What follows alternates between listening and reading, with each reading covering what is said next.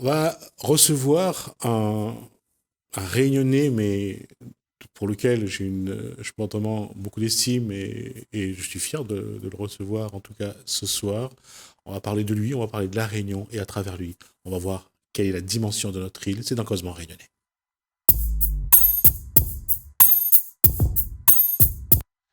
Bonsoir, Houssen Hamod.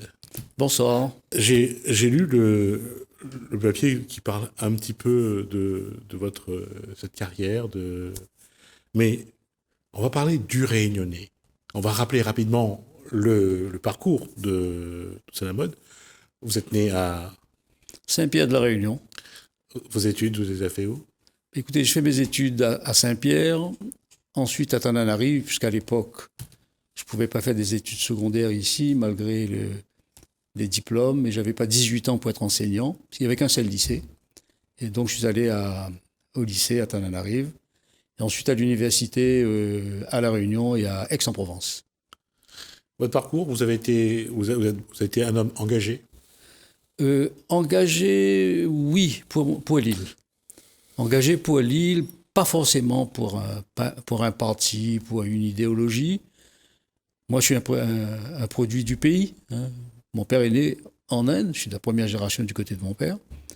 Mais j'ai grandi, j'ai côtoyé, j'ai étudié. Donc, c'est La Réunion, hein, mon pays. Et ce qui m'importe avant tout, c'est effectivement son épanouissement, son développement. Et c'est là qu'effectivement, j'ai pu, à travers tout mon parcours, avoir gardé en soi cette dimension-là. Vous avez été syndicaliste, vous avez été aussi, sur la fin de votre parcours, vous étiez donc DGS à la région de Paul Vergès. Mais écoutez, j'étais en mairie déjà avec Paul Vergès en 71. Hein. Oui. J'ai fait 28 ans à la mairie du Port en tant que secrétaire général, ça fait un paquet d'années. Et donc, lui, il a été maire pendant 18 ans. 71 à 89. Voilà. Ouais. Et je suis allé ensuite il m'a appelé. Je n'avais pas candidaté. Hein. C'est lui qui m'avait appelé pour être directeur général des services de la région pendant 2 mandatures, donc pendant 12 ans. Quand on a fait ce parcours, quand on regarde un petit peu dans le rétro, qu'est-ce qui arrive comme émotion, comme sensation? Ben, écoutez, c'est une chance inouïe. Hein. J'ai réussi mes études supérieures, puisque j'ai fait des études supérieures de droit. Hein. J'ai un doctorat de spécialité en droit. Pas de crise de l'emploi à l'époque. En 71, j'ai été très sollicité. Et si j'ai choisi le port, c'était surtout pour ce métier au niveau de la fonction publique territoriale, puisque c'est un territoire petit, moins compliqué peut-être à gérer pour quelqu'un qui démarre. Parce que j'avais la possibilité d'aller à Saint-Paul, par exemple. C'était une trop grosse commune. Puis j'avais d'autres possibilités. Et donc, j'ai accepté le poste du port. C'était même une chance pour moi. Et une chance de travailler avec une personnalité hors du commun. Oui, juste un mot sur Paul Vergès. Cette relation-là, ça reste aussi un moment de la vie, parce que ça reste un grand monsieur. Très, très, très grand monsieur. C'est une chance hein, d'être avec lui.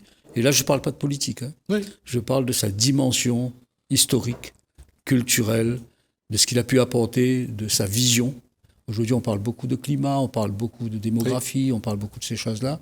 Ça fait longtemps qu'il avait... Oui, on rigolait même. Hein, donc, oui, oui, je faisais partie de ceux qui ont rigolé. Quand je voyais, quand il parlait de ça, je me suis dit, mais pourquoi il parle de ça? Voilà, on rigolait, mais après, on avait vu quand même qu'il avait vu juste. Et surtout, ce qu'il mettait en avant, c'est l'intérêt de la Réunion, de sa population. Il avait une haute opinion de notre île, qu'on appelle une île au monde. Hein. Ouais, d'une île au monde. Ouais. Voilà, c'est un peu un condensé de ce qu'on... Oui, on trouve des gens de toute couleur, de toute origine, venant de tous les territoires, et ça fonctionne. On l'a construit ensemble, hein, dans la douleur au départ, dans la douleur, puisqu'il ne faut pas oublier l'esclavage, il ne faut pas oublier l'engagisme, du quasi-esclavage, et puis après, une colonisation qui allait aussi laisser des traces, hein, puisque la départementalisation, c'est en 1946, Et je me rappelle également que même dans les débuts de la départementalisation, on n'avait pas toutes les aides, on n'avait pas tous les soutiens, tous les développements. Et on était moins virulents que les Mahorais aujourd'hui, qui aujourd'hui se bagarrent pour rattraper le temps perdu. Nous, ça a pris du temps. Hein. La question est sans doute la transition qu'on va faire pour parler de la Réunion. Est-ce que le fait qu'on soit originaire d'horizons différents, enfin nos ancêtres, nos racines sont d'horizons différentes, c'est ça qui a un peu compliqué cette volonté de vivre ensemble, d'avoir un projet pour la Réunion? Non, je pense pas. C'est au contraire une chance. D'accord. Parce que lorsqu'on on véhicule un pluralisme, une diversité, c'est une richesse. On voit bien que c'est une richesse. Moi, je me sens riche, souvent par rapport à des métropolitains ou des gens qui n'ont pas les mêmes. Moi, je peux prendre ce qui est bon dans pas mal d'origines ou de directions. Et je crois que c'est un atout. C'est un atout, mais par contre qu'on ne valorise pas chez nous, sauf chez les aspects folkloriques. Aujourd'hui, tout ça, ça a pris chez des fêtes diverses et variées, mais chez des problèmes de philosophie, de problèmes de profondeur, un petit peu de la connaissance, etc. Mais on a une richesse terrible à La Réunion. Ça se retrouve dans ce groupe interreligieux auquel aujourd'hui vous appartenez. C'est-à-dire que de vivre ensemble, de construire ensemble, parce que on est différents et en même temps, on essaie d'avoir une vision commune. Ce qui nous anime, c'est notre île. Hein. C'est notre île, notre appartenance, notre identité, sans rejeter quoi que ce soit. Hein. Je crois qu'il ne faut pas rejeter ses racines, même si ça ne devient pas véritablement le seul objectif. On ne rejette pas non plus la France, hein, qui nous offre des garanties, j'allais dire juridiques, de nationalité, appartenir à un grand pays, une immense culture également. Ça, on le sent, nous, dans la façon dont on peut aborder également les problèmes de l'appréhension de la musique, de la culture. Moi, la France, c'est les chansons, mais avec des textes. C'est pas seulement du bruit. Non, je vais dire quand même, on a de la chance. Moi, j'ai de la chance de pouvoir bénéficier de tout ça, sans rejeter également ce qui me reste, mais ça s'estompe de plus en plus avec les générations, de ce que mon papa m'avait transmis des maladies. C'est la mode aujourd'hui, quand vous regardez cette médaille de la Légion d'honneur que vous avez reçue, comment vous l'interprétez? Quelle est la valeur que vous lui donnez? Écoutez, au départ, je croyais que c'était une plaisanterie, hein, parce que c'était déjà depuis 2001. En fait, c'est par rapport à mon implication professionnelle, associative, syndicale. Il ne faut pas oublier que j'ai été celui qui avait développé toute l'action syndicale, parce qu'auparavant, on s'occupait des journaliers. La première grille des salaires, j'avais été un de ceux qui ont travaillé chez la grille des salaires, puisque les journaliers communaux n'avaient pas de statut. Donc, une mutuelle, j'ai aussi participé à une mutuelle de fonctionnaires. Donc, tout ce parcours, et en plus professionnel, puisque j'étais quand même à un poste stratégique. La ville du Port a toujours été une commune stratégique, pas seulement politique. C'est la clé d'entrée, hein, c'est la porte d'entrée de l'île, c'est l'axe passé de la vie syndicale, la vie économique, énergétique, les centrales thermiques, etc. Donc ça m'a permis aussi à ce moment-là de démontrer peut-être un petit peu mes aptitudes et puis mon implication, parce que c'était un véritable sacerdoce pour moi, hein. Souvent au détriment de la famille. Hein. Oui, ça c'est quelque chose que une fois j'ai vu un article, je crois, dans un des deux quotidiens de La Réunion, je ne sais plus lequel, et vous disiez que pour changer, c'était dans votre salle de bain, il fallait changer quelque chose, c'était le titre de l'article, et que votre dame devait faire appel à un professionnel, mais pas compter sur vous. Ah oui, ouais, la maison, nullité, hein. Je ne bricole pas, bon, ça a changé un peu depuis la retraite parce que je m'occupe, bon, mais non, c'est vrai. J'étais surpris de voir de voir le titre qu'avait choisi là. C'est possible, je me rappelle plus de l'article. Le journaliste. Non, voilà. Non, mais c'est vrai, et puis, je pense qu'il faut pas faire des raccourcis. C'est-à-dire, quand on voit quelqu'un le côtoyer par le VHS, c'était pas forcément être un politique. Moi, j'ai la prétention de dire que j'ai été plus que ouvert, tolérant par rapport à la liberté donc des idées des uns et des autres, ce qui fait que j'ai jamais eu de soucis, y compris dans mes contacts personnels, de Virapoulet à VHS, de VHS à autre, parce que Virapoulet, j'étais en classe avec lui, en classe de philo. Il faut dire qu'il m'appelle Houssem, je l'appelle Jean-Paul. Bon, mais pas pour autant que je faisais pas de politique à ce niveau, puisque j'étais pas à un poste de cabinet. Hein.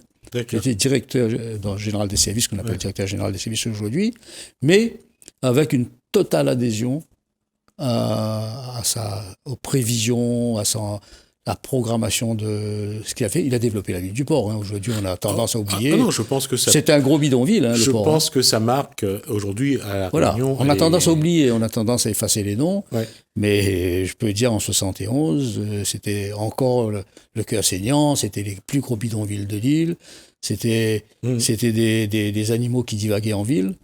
Il y avait des porcs qui divaguaient en pleine rue, il y avait les bœufs, il n'y avait pas d'eau au deuxième étage des immeubles. Ça, il ne faut pas qu'on l'oublie. Et puis après, même à la région, donc toute la dimension qui a été donnée à la région. Voilà, c'était de dire, c'est un monsieur qui a fait énormément de choses, on l'aime ou on l'aime pas. Et puis, il a beaucoup de prévisions, il a donné une certaine image de grandeur également, c'est qu'il n'y avait pas une personnalité dans l'extérieur qui ne venait pas en souhaitant le rencontrer. Tout à fait. En souhaitant le rencontrer. Oui, on avait fait la remarque à un moment donné que tous les ministres qui venaient passaient à la région saluer Paul Vergès à ce moment-là. Voilà, un peu comme une bête curieuse aussi parfois. Hein. Bon, il fallait quand même passer par là, monsieur Vergès. Houssem Hamod, aujourd'hui, quand on fait le point, il y a cette... il y a ce qu'on peut voir, mais vous avez quand même été, j'allais dire, dans l'ombre parce qu'un fonctionnaire est dans l'ombre, hein, c'est quelque chose qui est une réalité. Comment on met sa marque, on met son empreinte, tout en étant au poste que vous avez été? Vous vous êtes battu dans l'ombre, mais vous faites partie de ces grands hommes réunionnais qu'on regarde aujourd'hui, et qu'est-ce qu'il faut dire aux générations qui arrivent, que se battre, il faut aussi faire des sacrifices? Écoutez, grand homme, non, soyons modestes. Non, bon. Non, je reste. Non, je pense que des garçons comme Raymond Lorette, comme Wilfried Bertil, comme Christophe Payet, je trouve que ce sont des hommes qui n'ont pas été, sur le plan politique, vraiment chercher à se mettre en avant, mais qui ont beaucoup apporté à la Réunion. Écoutez, moi je vous remercie, hein, mais alors c'est vrai que j'ai été quand même à des postes stratégiques. D'accord. Et quand je mentirais en disant que je faisais pas de politique. Si, je faisais de la politique VHS en gérant bien ses dossiers, ses projets. C'était en réussissant son programme, etc. En fait, je faisais de la politique pour lui, parce que quand quelqu'un reçoit un courrier en lui disant que on a pu développer dans son quartier ou chez lui on a démultiplié les chauffe-eau solaires, on a réglé des problèmes. Quand tous ces dispositifs ont marché, tout qui a mis en place a marché, c'était tout bénéfice politiquement. Mais moi, j'ai jamais collé d'affiche, j'ai jamais été sur un podium, etc. Et il n'avait pas besoin de moi pour ça. Hein. Il m'a jamais demandé. Vous savez, je peux dire que j'étais quelqu'un, quand même, de 71 à 2010, quelqu'un en qui il avait totalement confiance. Je ne l'ai jamais appelé Paul, comme beaucoup, 15 jours après, il appelait Paul. Comment tu vas, Paul? Moi, j'appelais Monsieur Vergès, il m'appelait Monsieur Hamod. Mais c'était pas un signe de défiance ou quoi que ce soit. C'était, au contraire, la plus grande confiance, parce que énormément de rencontres confidentielles se faisaient chez moi, à mon domicile. Et tout, dans la mesure où c'était là, il y avait une certaine sérénité et puis une tranquillité. Et je m'honore, moi, de pendant tout mon parcours, d'avoir géré les dossiers de la mairie sans avoir... Et pourtant, j'ai été convoqué à plusieurs reprises pour essayer de l'épingler, rue Malartic et Caserne-Vérine. Mais je disais, c'est moi qui signais pour lui. J'avais totale délégation de signature, hein, pas de pouvoir, hein, signature. Route des Tamarins de A jusqu'à Z, enfin tout. Et il n'est jamais allé pour la région, par exemple, à la Caserne-Virine ou à Rive-Arctique. C'est moi qui partais. Puis il n'y avait rien. Il n'y avait rien. La mesure où avec moi, ça ne passait pas. Parce que si j'étais là, c'était pour qu'il n'ait pas de ce souci. Et la politique, c'était ensuite lui. Il n'avait pas besoin de moi pour ça. Il avait besoin de moi pour gérer la boutique. Et j'ai un peu cette image de Marc, de quelqu'un qui était humain mais sérieux. Oui, mais je crois, et je pense que cette image-là, elle est restée. C'est ce qui a fait que la dimension d'Oussama Mode à La Réunion n'a cessé de se développer. Et aujourd'hui, on voit, je pense que Oussama Mode voit dans le regard des autres le respect qu'on lui porte, Oui. l'estime qu'on lui porte. Oui, parce que moi, je suis resté modeste dans mon propos. Quand je connais quelqu'un, je change de trottoir, moi. S'il m'a pas vu, je change de trottoir pour aller le saluer. Ah, d'accord. Ma femme me dit, moi, je viens plus en ville avec toi, puisque si pour faire 100 mètres, il faut 1 heure.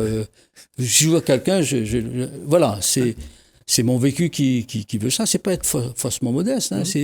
On a la chance, encore une fois, comme je le dis toujours, on est à La Réunion, quelqu'un vous demande un renseignement, vous lui offrez le café. Donc, c'est pas, vous savez, c'est pas courant. C'est pas courant. On sait accueillir, on sait garder. Moi, je suis toujours constamment à la recherche des gens avec qui j'étais en classe.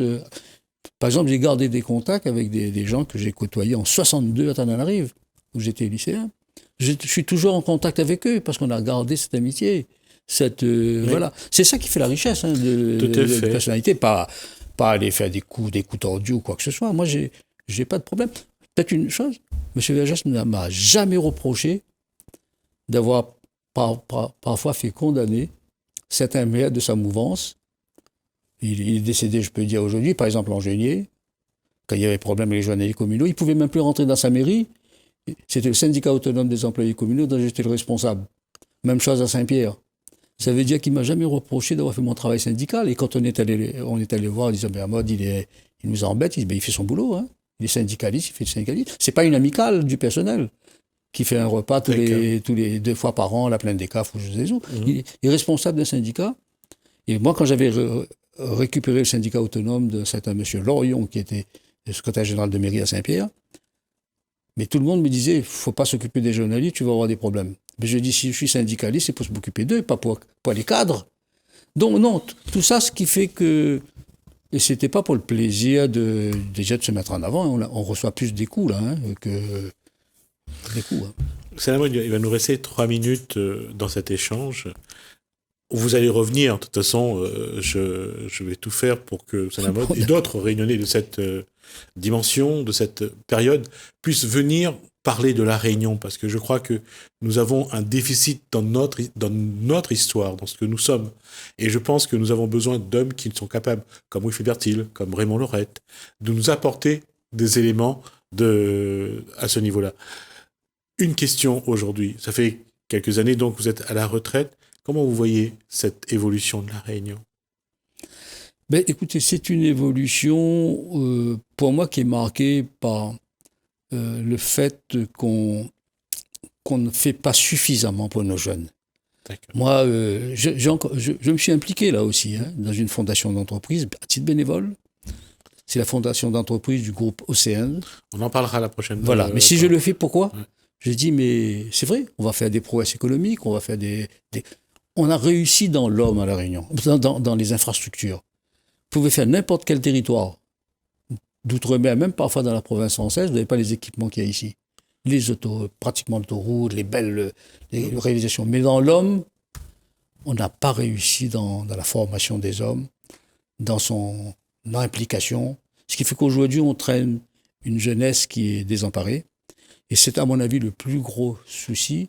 Sauf maintenant pour tous ceux qui arrivent à se débrouiller à l'ère du numérique. On voit des petites initiatives, des réussites, parfois à l'échelon national, ou voire même international, parce qu'ils arrivent à se débrouiller dans les dessins d'animation, etc. Mais la jeunesse est maltraitée. Donc ça, c'est quelque chose de très important. Et si on a l'occasion de parler plus tard effectivement de la fondation, je vous dirai un petit peu quel est notre objectif, par exemple. Je vous donne rendez-vous la semaine prochaine. Si même heure, même endroit, pour parler de cette fondation et voir un petit peu justement sur les jeunes, qu'est-ce que cette fondation apporte et comment ça se passe. Et peut-être voir un petit peu aussi les résultats. D'accord ? On arrive au bout de 20 minutes d'échange. Donc, je vous dis rendez-vous la semaine prochaine. On devrait parler de la fondation. On a parlé d'abord un petit peu de vous pour présenter qui est Houssane Hamad à La Réunion. La semaine prochaine, on parlera de la fondation. Semaine prochaine, vous prenez de quoi? Si c'est peut-être pas lundi, c'est peut-être un autre jour. Mais je vous dirai. Il n'y a pas de souci. Là, j'ai pas mon agenda. On se donne rendez-vous pour une prochaine et on aura l'occasion d'en parler. Écoutez, je vous remercie. Merci. Non, c'est un plaisir. C'est nous qui vous remercions. C'est vraiment un plaisir. Merci Houssane Hamad. Merci à vous de nous avoir suivis. Merci Alain, merci François. Je vous dis à bientôt.